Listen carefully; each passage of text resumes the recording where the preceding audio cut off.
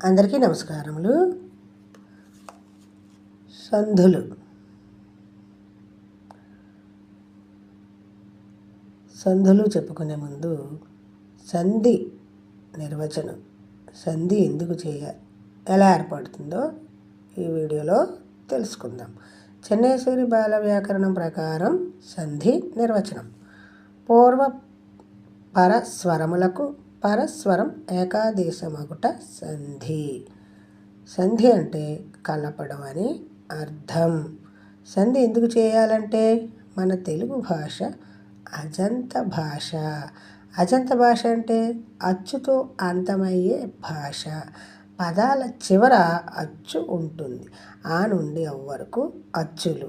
ప్రతి హల్లులో ఒక అచ్చు ఉంటుంది.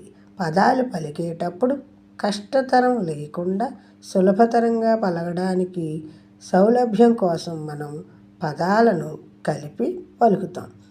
ఆ కలిపి పలకడాన్నే సంధి అంటారు. ఆ పలికినప్పుడు కలిగే మార్పును సంధి కార్యం అని అంటారు. ఏకాదేశం అంటే పూర్వస్వరానికి పరస్వరం వచ్చి చేరుట కానీ, పూర్వస్వరానికి పరస్వరానికి బదులుగా వేరొక స్వరం వచ్చి చేరితే దానిని ఏకాదేశం అని అంటారు. సంధిలో రెండు పదములు ఉంటాయి. ఉదాహరణ: వాడు ప్లస్ ఎక్కడ. మొదటి పదం పూర్వపదం, రెండవ పదం పరపదం లేదా ఉత్తరపదం అని పిలుస్తారు.